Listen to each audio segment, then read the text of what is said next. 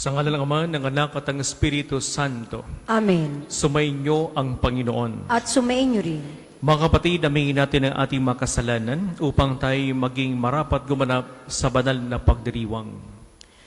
Inaamin ko sa makapangyarihang Diyos at sa inyong mga kapatid na lubha akong nagkasala sa isip, salita at sa gawa at sa aking pagkukulang. Kaya sinasamo ko sa mahal na Birheng Maria, sa lahat ng mga anghel at mga banal, at sa inyong mga kapatid, na ako'y panalangin sa Panginoong ating Diyos. Kaawaan tayo mga pangyarihang Diyos, patawarin tayo sa ating mga kasalanan at patnubayan tayo sa buhay na walang hanggan. Amen. Panginoon, kaawaan mo kami. Panginoon, kaawaan mo kami. Kristo, kaawaan mo kami. Kristo, kaawaan mo kami. Panginoon, kaawaan mo kami. Panginoon, kaawaan mo kami. Manalangin tayo. Ama naming makapangyarihan, ipagkaloob kami magkamit kailanman ng kalusugan at kagalingan sa aming katawan at kalooban. Pakundangan sa pagdalangin ng laging Birheng si Santa Mariang Mahal, kami naway mahango sa hapi sa kasalukuyan at makinabang sa kaluwalhatiang walang katapusan sa pamamagitan ng Jesucristo kasama ng Espiritu Santo magpasawalang hanggan. Amen.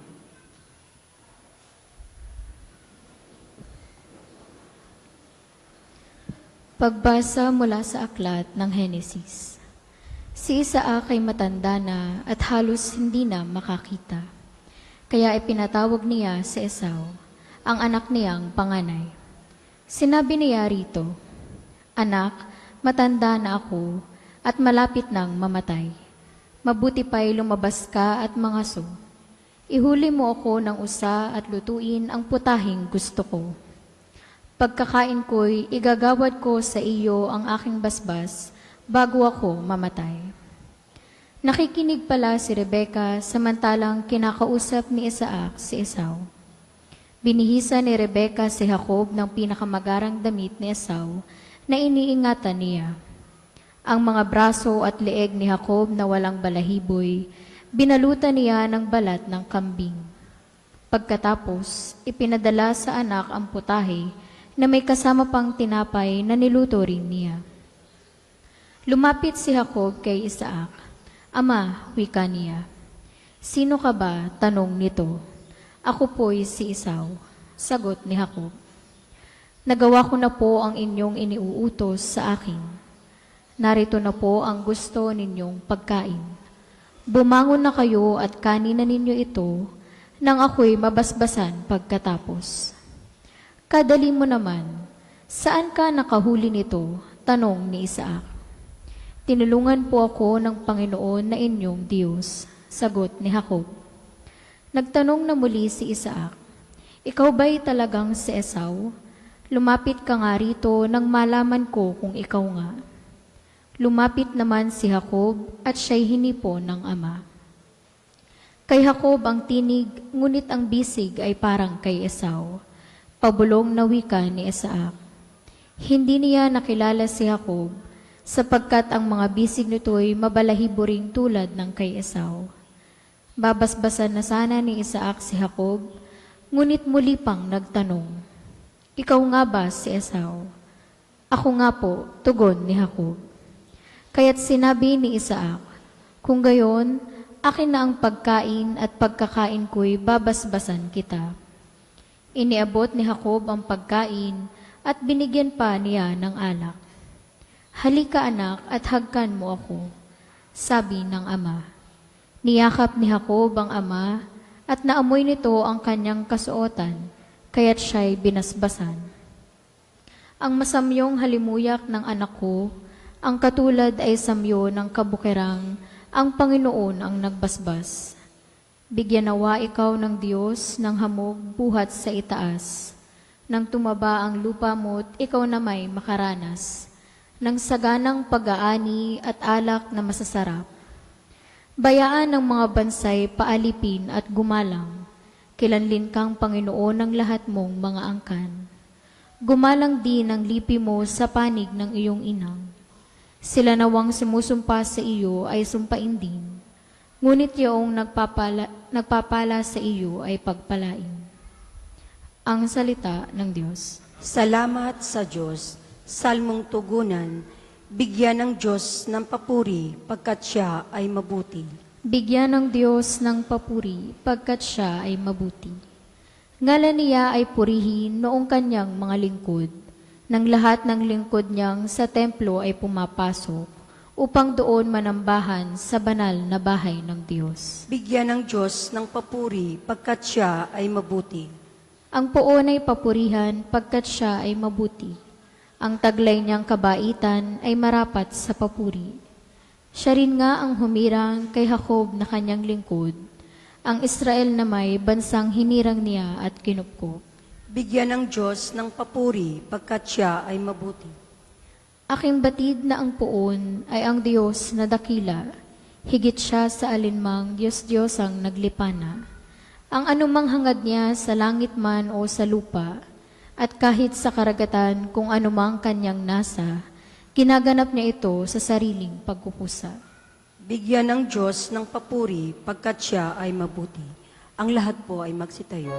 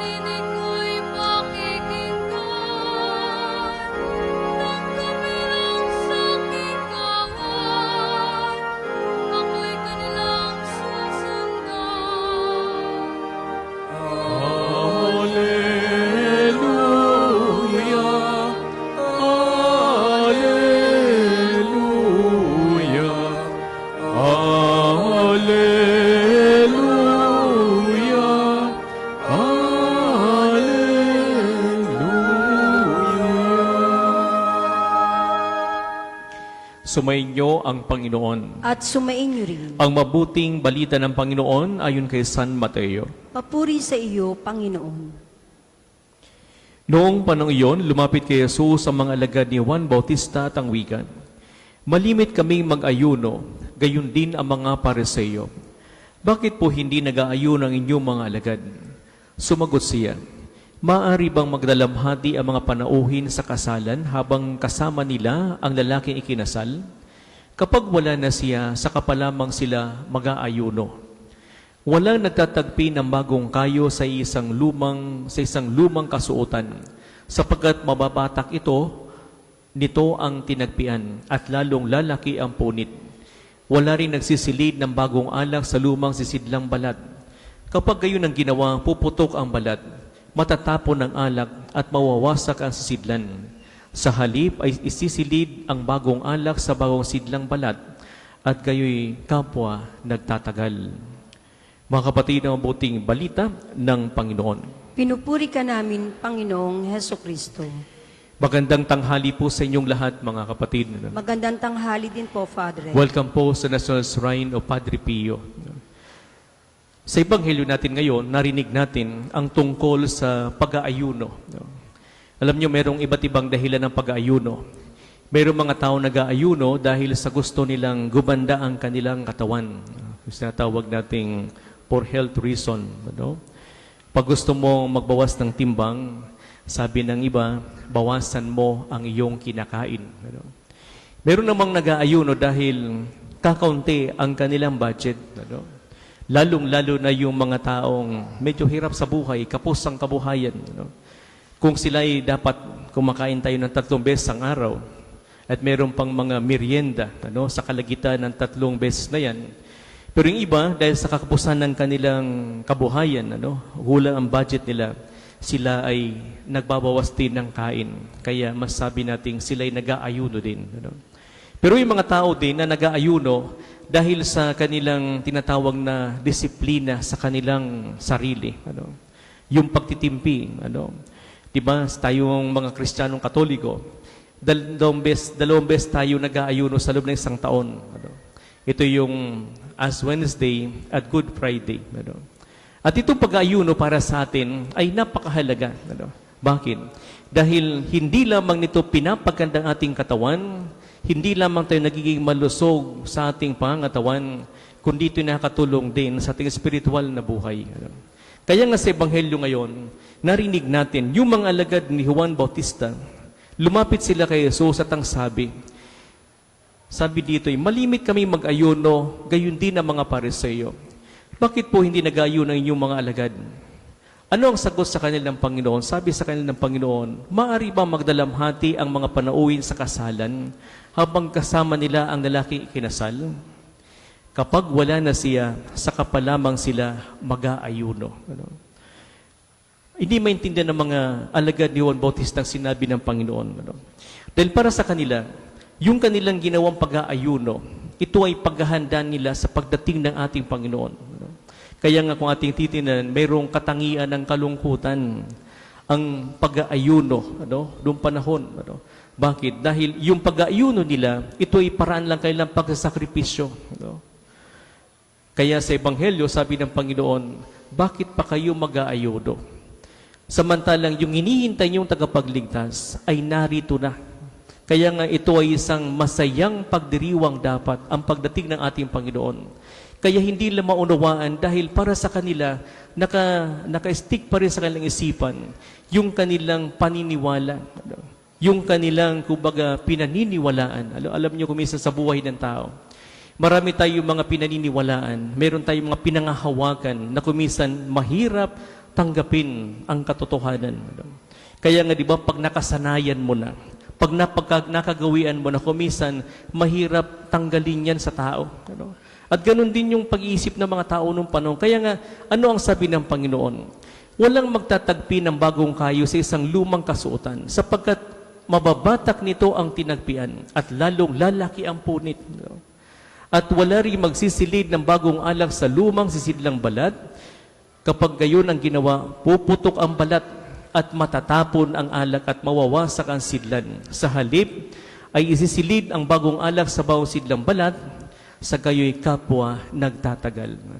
Anong ibig sabihin ng Panginoon?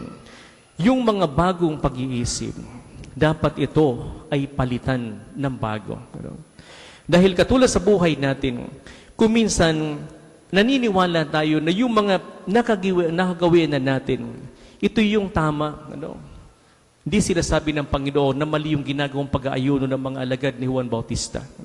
Gusto niyo lang sabihin na kung gusto mong matanggap ang aral ni Kristo, ang kanyang turo, ito dapat ay kinakailangan na mayroong bagong kalooban o bagong puso tayo.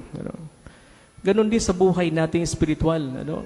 Minsan, mahirap tanggapin ang turo ng ating Panginoon dahil marami tayong mga pinaniniwalaan na akala natin tama para sa atin.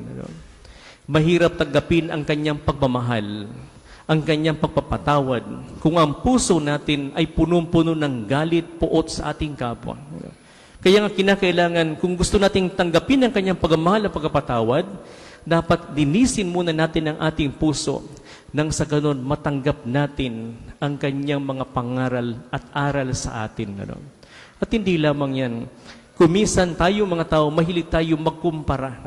Sabi sa Ebanghelyo ngayon, kinumpara ng mga alagad ni Juan Bautista at ng mga Pariseo yung ginagawa nila sa ginagawa ng mga alagad ni Jesus. Hindi dapat nating kinukumpara ang lahat ng bagay. Dapat nating maunawaan din na ang bawat ginagawa ng tao ay merong kanya-kanyang purpose.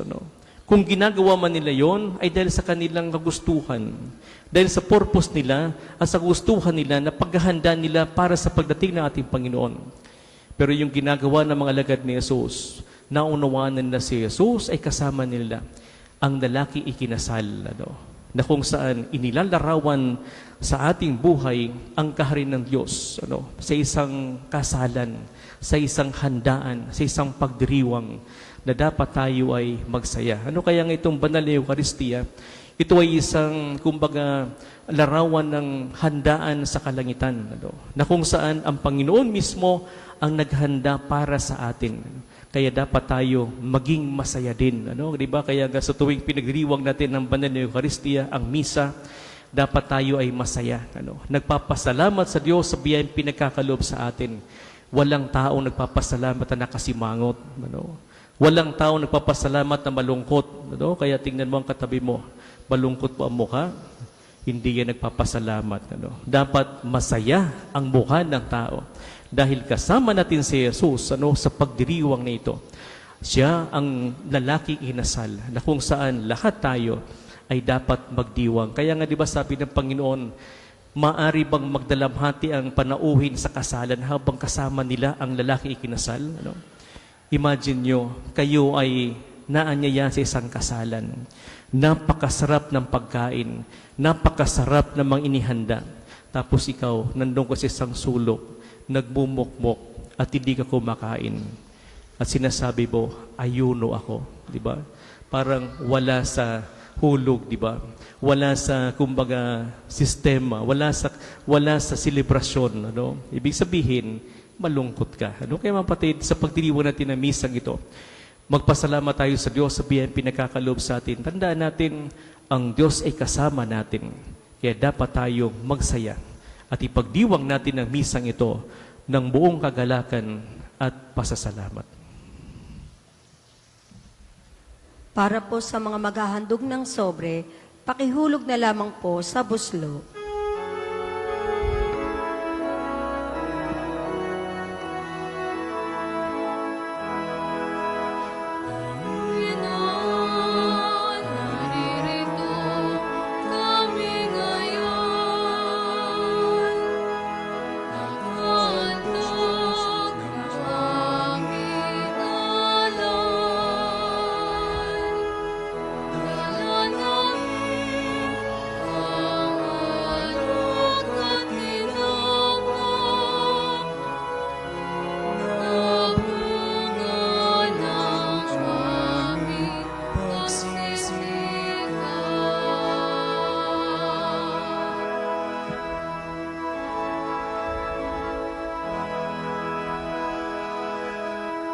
Magsitayo po ang lahat.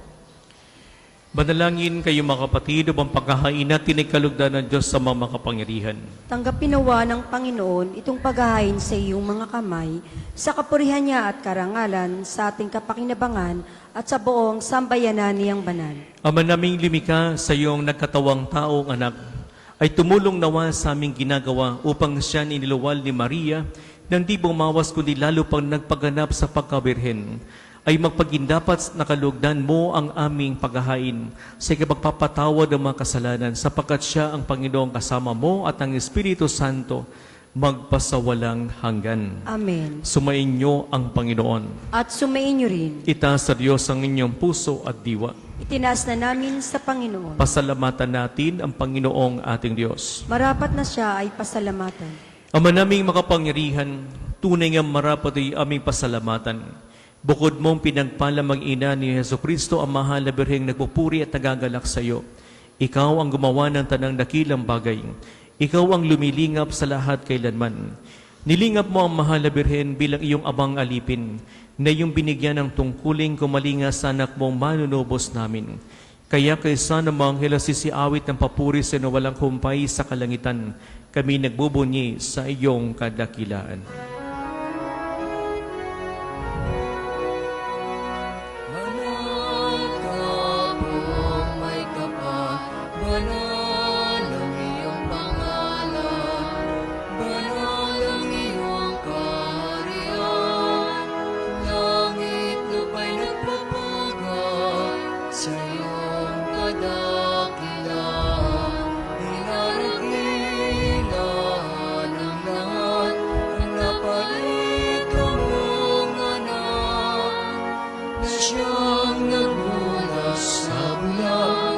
Sa bilaya'y nagpalaka at nakiramay sa lahat.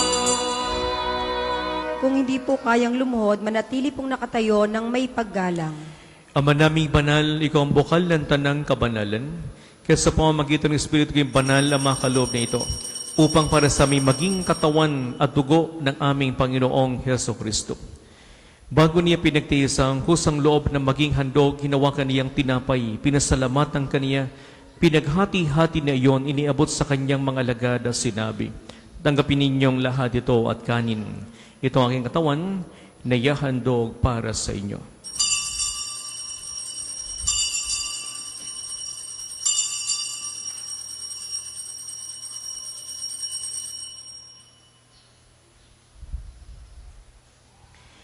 Gayon din naman, nung matapos ang hapunan, hinawakan niya ang kalis, muli kaniyang pinasalamatan. Inabot niya ang kalis sa kanyang mga alagad at sinabi, tanggapin ninyong lahat ito at inumin. Ito ang kalis ng aking dugo, ng bago at walang hanggang tipan. Ang aking dugo ni bubuhos para sa inyo at para sa lahat sa magpapatawad ng mga kasalanan. Gawin ninyo ito sa pag-alaala sa akin.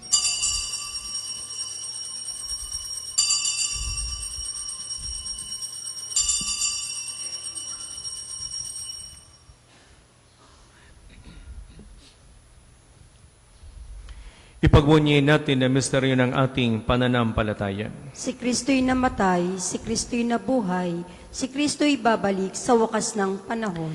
Ama, ginagawa namin ngayon ang pag-alaala sa pagkamatay at muling pagkabuhay ng iyong anak. Kaya tinialay namin sa iyo ang tinapay nagbibigay buhay at ang kalis na nagkakaloob ng kaligtasan. Kami nagpapasalamat dahil kami narapat tumayo sa harap mo para maglingkod sa iyo. Isinasamo namin kayo magsasalo-salo sa katawan at dugo ni Kristo ay mabuklod sa pagkakaisa sa pamamagitan ng Espiritu Santo. Ama, dingapin mo ang iyong simbahang laganap sa buong daigdig. Puspusin mo kami sa pag-ibig kaysa ni Leo na aming Papa, ni Gilbert naming obispo at ng Tanang Kaparian. Alalahanin mo rin ang mga kapatid naming nahimlay, may pag-asang sila muling maubuhay, gayon din ang lahat ng mga pumanaw. Kawan mo sila at patuloyin sa iyong kaliwanagan. Kawan at pagdapating kaming lahat na makasalo sa iyong buhay na walang wakas. Kaysa na mahal na Birheng Maria na ina ng Diyos, ni San Jose ng kanyang kalisnisan ng esposo, kaysa ng apostol at ang lahat ng mga banal, na namuhay sa digdig ng kalugod-lugod sa iyo. May pagdiwang naman namin ng pagpupuri sa ikararangal mo sa pamamagitan ng anak na aming Panginoong Heso Kristo. Sa pamamagitan ni Kristo kasama niya sa Kanya, ang lahat ng parangal papuri sa iyo, Diyos sa makapangyarihan, kasama ng Espiritu Santo magpasawalang hanggan.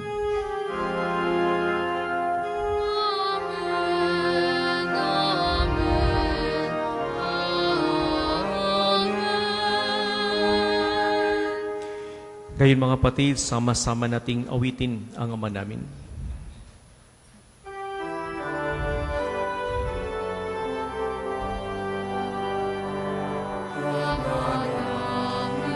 Sumasalangit ka, sambahin ang ngalan mo.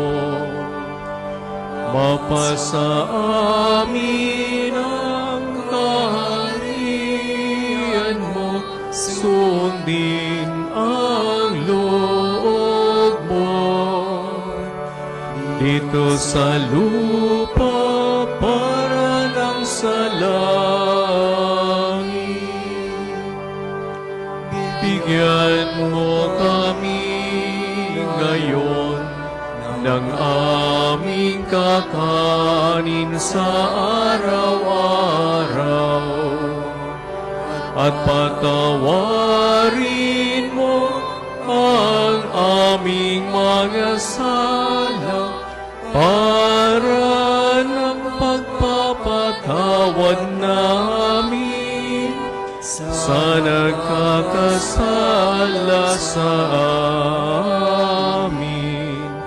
At huwag mo kaming ipahintulot sa tukso, at iadya mo kami sa lahat ng masama.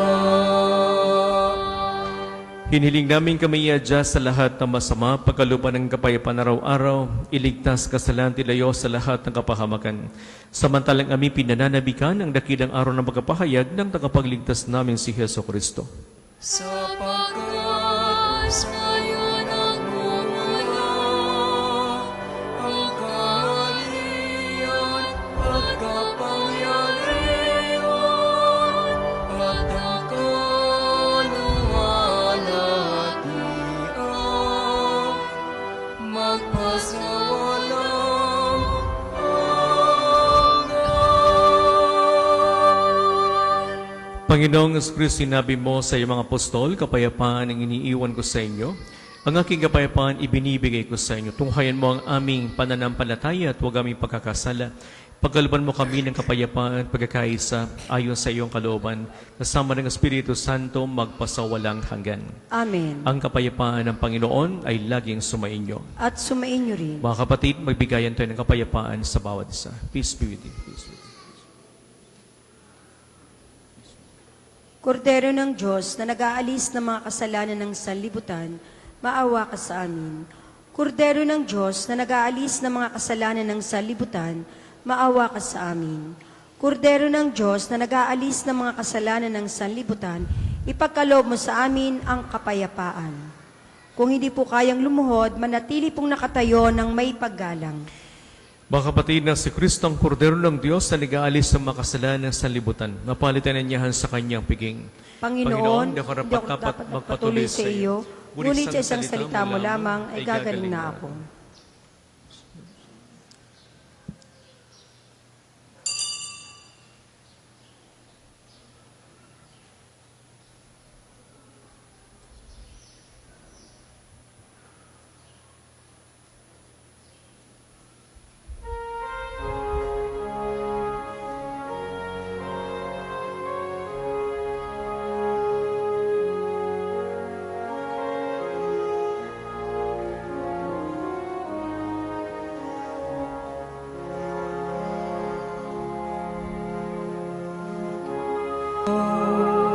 Jesus, ang tinapay ng buhay binasbasa, hinati inialay.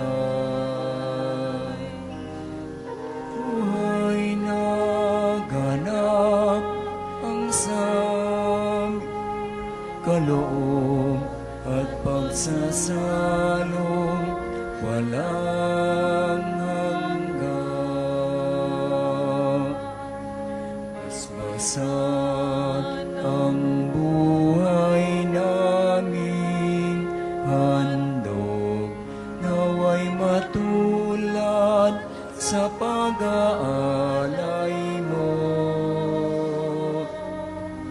Buhay na laan ng lubos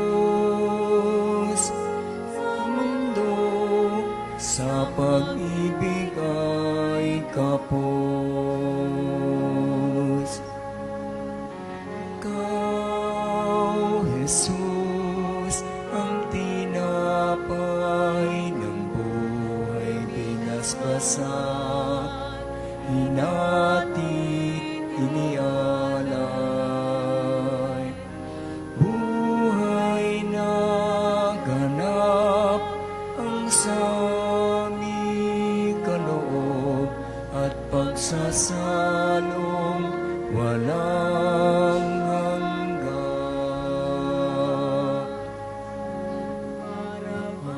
Atin sa kapwa maging tinapay, kagalakan sa nalulumban, katarungan sa naapi,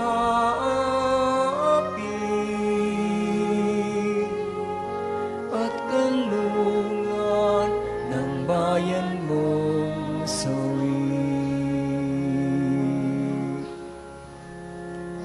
Ang isa sa gawa pong second collection ay ginagamit para sa patuloy na pagpapaunlad ng parokya at pambansang dambana ni Santo Padre Pio at para sa mga pangangailangan ng matatanda at may sakit na mga pari ng Archdiocese ng Lipa. Salamat po sa inyong mga handog.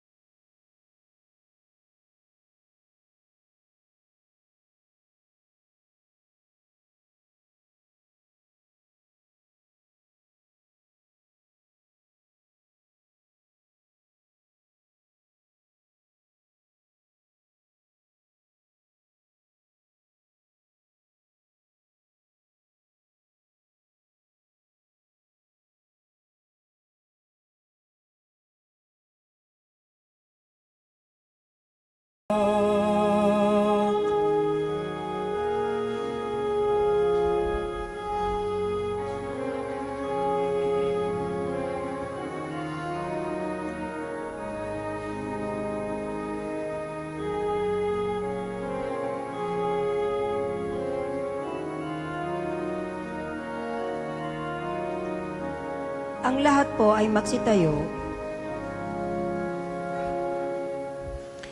Manalangin tayo.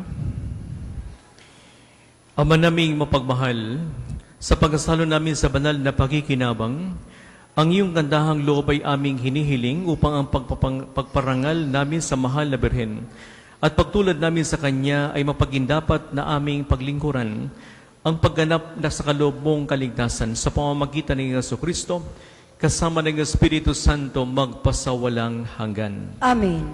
Sama-sama po nating dasalin ang mga sumusunod na panalangin. Panalangin ng pagtitiwala kay Santo Padre Pio. Padre Pio, taga Pietrelcina, Mongheng Banal, Pintakasing Santo ng Milenyong Kasulukuyan, gabay namin sa pagtahak sa landasing makalangit, takbuhan sa pangangailangan, huwaran ng pagtitiis. Sa iyo namin inilalapit aming mga kagipitan, sa iyo po'y binibilin kalusugan at kabuhayan.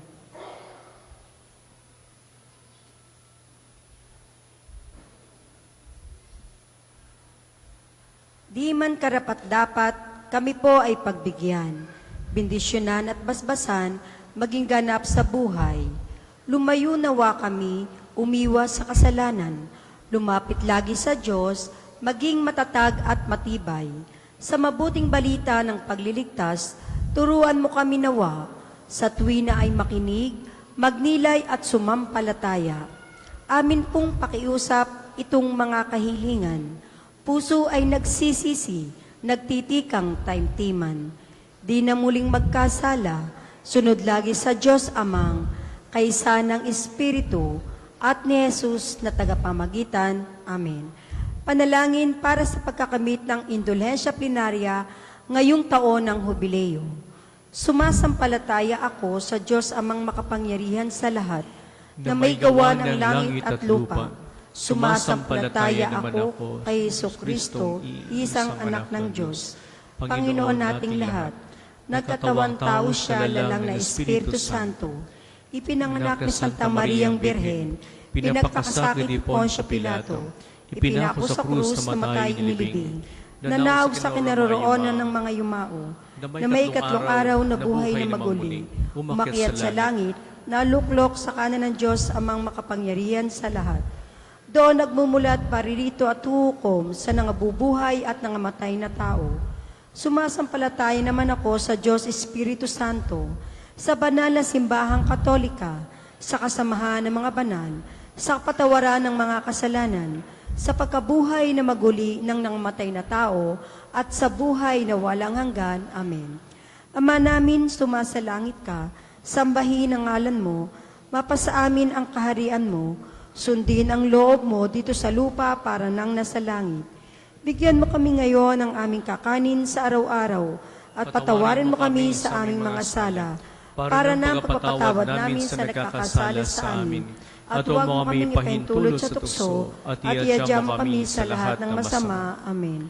Aba, Ginoong Maria, napupuno ka ng grasya, ang Panginoong Diyos ay sumasa iyo. Bukod kang pinagpala sa babaeng lahat, at pinagpala naman ng iyong anak na si Jesus. Santa Maria, Ina ng Diyos, ipanalangin mo kami makasalanan, ngayon at kung kami mamamatay. Amen. Luwalhati sa Ama, at sa Anak, at sa Espiritu Santo, kapara noong una, ngayon, at magpasawalang hanggan. Amen.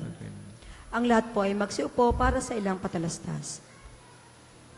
Una, sa inyong pagdalaw sa pambansang dambana, mangyaring pakaingatan ng inyong mga personal na gamit. Hangad namin ang isang matiwasay at maayos na pagbisita sa National Shrine. Ikalawa, nais po namin ipagbigay alam sa inyo na ang Padre Pio Healing Bundle ay available sa ating mga tindahan. Ang langis na kasama nito ay may halon ng langis mula sa puno ng olibo na binasbasa ni Padre Pio noong siya'y nabubuhay pa. Naway maging daan ng ating Healing Bundle sa pagkakamit ng kagalingan mula sa Diyos. Ikinagagalak po naming ipaalam sa inyo na may ilan pang bakanting slots para sa ating pilgrimage sa Roma mula October 3 hanggang 17, 2025. Espesyal po ang pagkakataong ito dahil dadalaw at magdadasal tayo sa puntod ng yumaong si Papa Francisco. Makakapasok tayo sa Jubilee Doors ng mga major basilika sa Roma at iba pang mga simbahan. Makakabisita tayo sa Assisi, ang bayan ni San Francisco at Santa Clara. Makakapunta tayo sa San Giovanni Rotondo at Pietrelcina upang dalawin si Padre Pio. At posible nating makatagpo ang bagong Santo Papa Leon. Hinihikayat po namin kayong makiisa sa natatanging paglalakbay na ito na tiyak na magiging makabuluhan at puno ng biyaya. Kaalinsabay sa araw-araw nating pagdiriwang ng banal na misa. Para po sa mga karagdagang detalye o kung nais nyo pong humabol o sumama, makipag-ugnayan lamang po kayo kay Father Mark Ian Abu o Crizel sa mga numerong ito, 0998-3070-680 or 0977-803-4197. Naway magsama-sama po tayo sa biyaheng ito. Ang susunod pong banal na misa ay sa ganap na ikadalawa ng hapon. Maraming salamat po at mangyaring panatilihin natin ang kalinisan, katahimikan at diwa ng pananalangin sa loob at labas ng ating mga simbahan. Magsitayo na po ang lahat para sa pagbabasbas ng religious articles. Mga kapatid, manalangin tayo sa Diyos sa mga makapangyarihan upang tayo maging kawangis si Kristo sa taimtim na pagdalangin sa tulong ng mga larawan at mga dasalan. O Panginoong Diyos, Ikaw ang bukal ng lahat ng pagpapala at biyaya. Ibuhos mo sa iyong bendisyon sa mga gamit niya ito sa pananalangin, mga rosaryo, imahin, dasalan, na nagpapaalala ng iyong kabutihan, kabanalan at pagmamahal sa amin, upang lahat ng dumulog at magdasal gamit ang mga ito ay magtamo ng iyong awa at biyaya. Lubin mong tularan nila ang kabanal na aral ng Panginoon at ng mga santo, magpasawalang hanggan. Amen.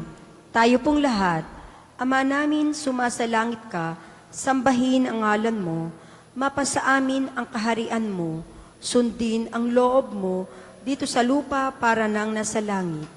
Bigyan mo kami ngayon ng aming kakanin sa araw-araw at patawarin mo kami sa aming mga sala para nang pagpapatawad namin sa nagkakasala sa amin. At huwag mo kaming ipahintulot sa tukso at iadya mo kami sa lahat ng masama. Amen. Aba, Ginoong Maria, napupuno ka ng grasya, ang Panginoong Diyos ay sumasa iyo. Bukod kang pinagpala sa babaeng lahat, at pinagpala naman ang iyong anak na si Jesus. Santa Maria, Ina ng Diyos, ipanalangin mo kaming makasalanan, ngayon at kung kami mamamatay. Amen. Luwalhati sa Ama, at sa Anak, at sa Espiritu Santo, kapara noong unang-una, ngayon at magpasawalang hanggan. Amen. Luwalhati sa Ama, at sa Anak, at sa Espiritu Santo, kapara noong unang-una, ngayon at magpasawalang hanggan. Amen. Luwalhati sa Ama, at sa Anak, at sa Espiritu Santo, kapara noong unang-una, ngayon at magpasawalang hanggan. Amen. Aba, Ginoong Maria, napupuno ka ng grasya, ang Panginoong Diyos ay sumasa iyo. Bukod kang pinagpala sa babaeng lahat, at pinagpala naman ng iyong anak na si Jesus.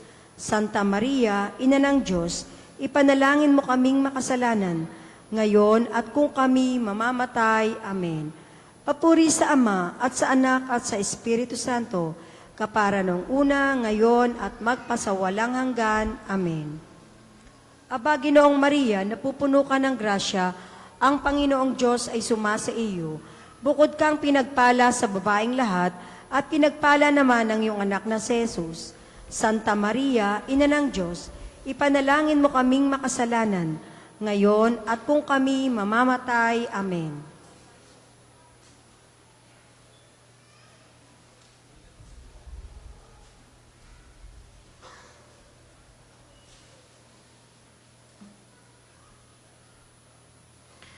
Sumainyo ang Panginoon. At sumainyo rin. Naway pagpalain ng mga pangyarihang Diyos Ama, Anak at ang Espiritu Santo. Amen. Tapos ng ating pagdiriwang, humayo kayong taglay ang kapayapaan ni Kristo. Salamat sa Diyos.